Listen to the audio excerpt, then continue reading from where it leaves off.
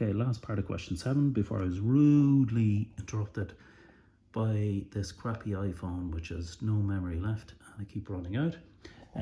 So get Brown's deceleration part G. So this is the speed time curve, and we know that the deceleration is the initial speed, which was 120, minus the final speed over the time it's taken, which we have figured out was 4.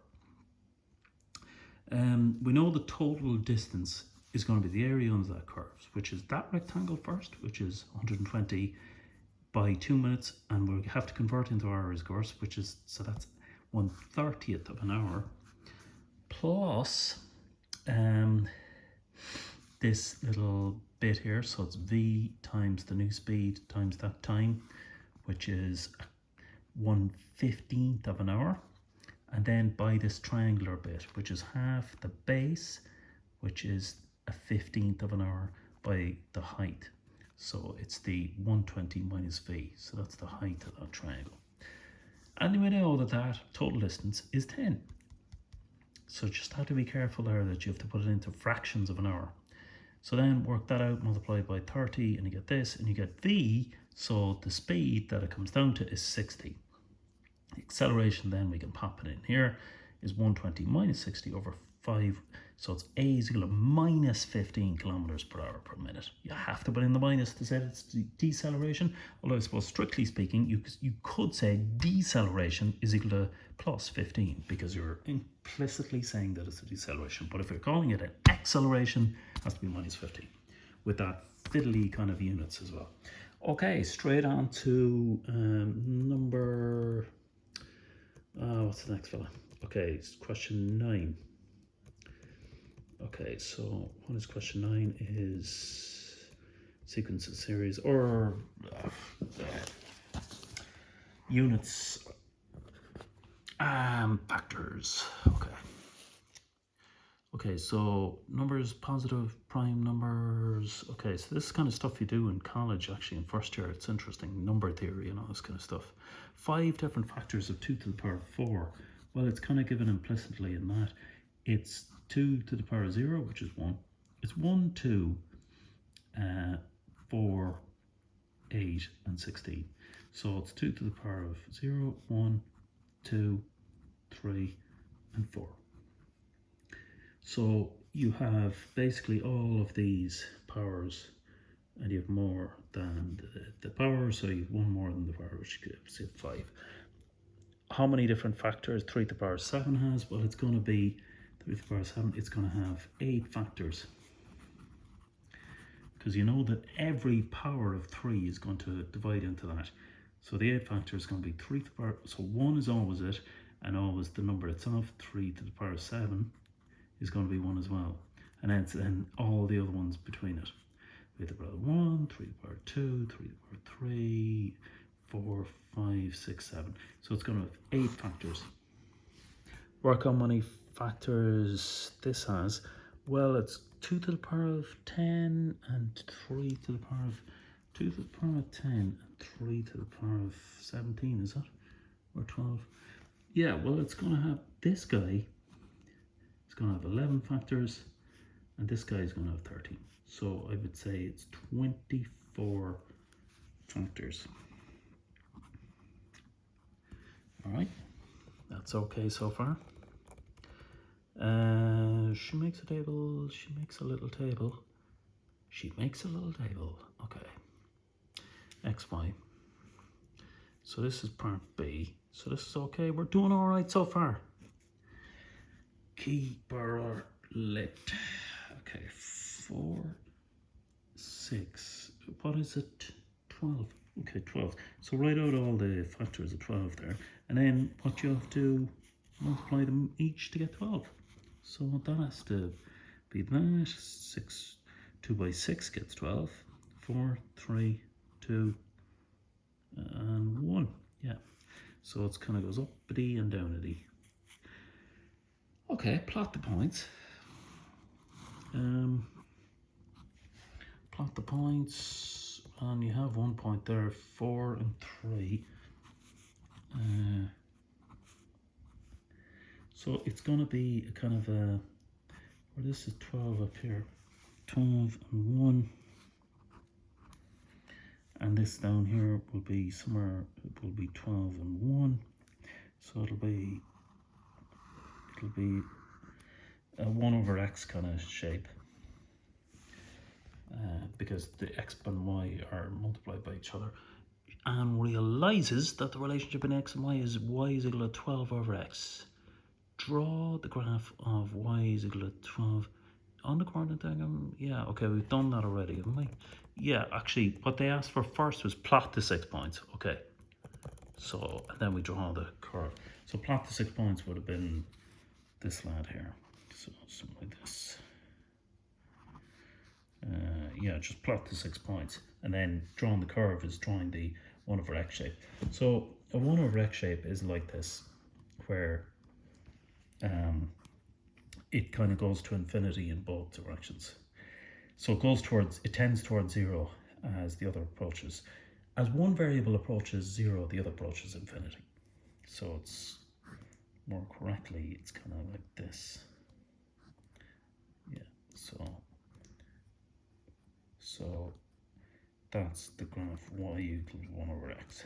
Okay, so yeah, that's grand. A tangent to the curve is drawn at the point. Okay, P is this. Surely the equation of the tangent is this lad. Okay, so now we're in tangent. Okay, so tangent to that curve. So that curve is equal to y is equal to 12 over x. And a tangent of the curve is drawn at the point P. Okay, so so if it's there, then the tangent is going to be, how does it work? Yeah, it'll be the slope. The slope of the line will be the same as the differential, the slope of that fella at that point. Okay, so dy dx, yeah. So y is equal to 12 over x. Yeah, okay. Let's get the old fellas here, the old helper, the log snacks. And we need to find, okay, so we need to find the differential of 1 over x. I think it's ln x, isn't it? Isn't it, lads? Calculus, page 14.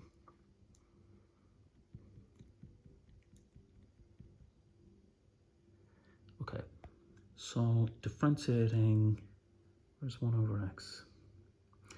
Oh, it's the other way, yeah, so ln of x differentiates that.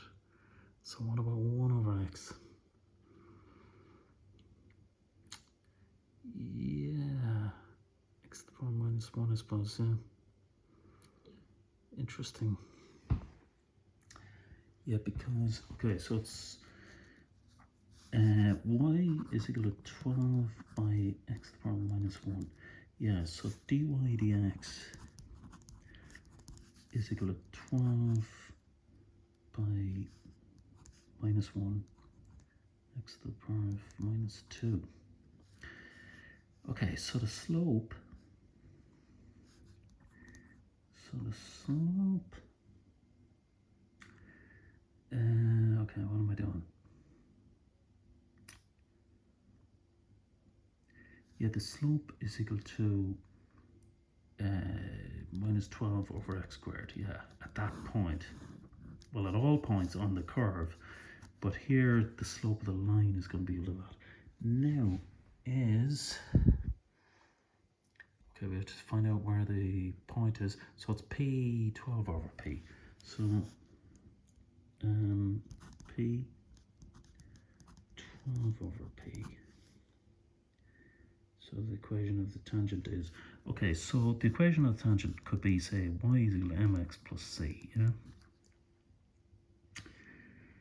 Yeah, so we need to find the y-intercept and 1 point. That's probably, yeah. Anyway, we do know what the slope of the line is. Okay, so at the point, okay, so so x is equal to p, yeah, x. So x is equal to p, which means the slope is equal to minus 12 over p squared. Okay, so the slope of the line is that, and we have 1 point. So it's y minus y1 is equal to isn't it? It's x minus x1, isn't that the lad that you use? Yeah. Sure, it'll work out. So y minus 12 over p is equal to minus 12 over p squared to x minus p. Okay, so all that matters is just cleaning that up, and it's starting to look like this lad already. So I think we're on the right track. Hold your nerve, Kino. And let's go through. Okay. Just get it in the form of the yoki. Yoki. Okay. So y is, get it in the form y is equal to mx plus p. Okay. So it's 12 over p minus 12x over p squared plus 12 over p. Okay, yeah. So y is equal to minus 12 over p squared x plus 24 over p, which is QED, quad est demonstrandum. Grand. Okay, so I sorted that fella. That's good. Any other fiddly bits after that? There is a fiddly bit. Area of the triangle formed by the x-axis, y-axis, and the tangent. Okay, it continues. Okay. So this fiddly fella, this fiddly tangent. Okay, so what do we know about this lad? Well, we know the equation of the line. Do we? Yeah. So we have the equation of the line, so we know quite a lot about it. We know a lot about you, lad. P squared x plus 24 over p. We know the slope of the line, all that kind of crap. Yeah. Okay. So the area of the triangle and the tangent. So is always k square units. Work out the value of k. Okay. Alright. So the area of that stuff. Okay, well, how would you know the area? Well, it would be half the base by the perpendicular height. By the height. Does that help you in any way? Probably doesn't. Well, we have y equals mx plus p plus c, sorry, which gives us the y-intercept. So it would give us that anyway. And actually, I mean, just get both. Okay, so let's say x equals 0. So we'll find this intercept there, x equals 0. So y is going to be equal to minus 12 over p squared, 0, 24 over p. Okay, so the y-intercept is 24 over p. What's the x-intercept? Well, it's when y is 0. So minus 12 over p squared x plus 24 over p is 0. X is equal to 24 over p. What do we do with this file? We multiply by p squared over 12. Is that it? Yep. Okay, so x is equal to 2p. Okay, that's nice. Okay, this is starting to work out, I think. So it's always a constant. That's interesting. Yeah. Anyway, so now we can get the half the base. So half the base is p by the perpendicular height. 24 over p. Oh, that's lovely. Oh, nice one. Is 24. So it's a cool 24. Okay, that's interesting that works out so nicely. And that is it. That is it for question 9. That's quite a good question, question 9. It's kind of interesting. Yeah, I'd say that would have been a good one to do.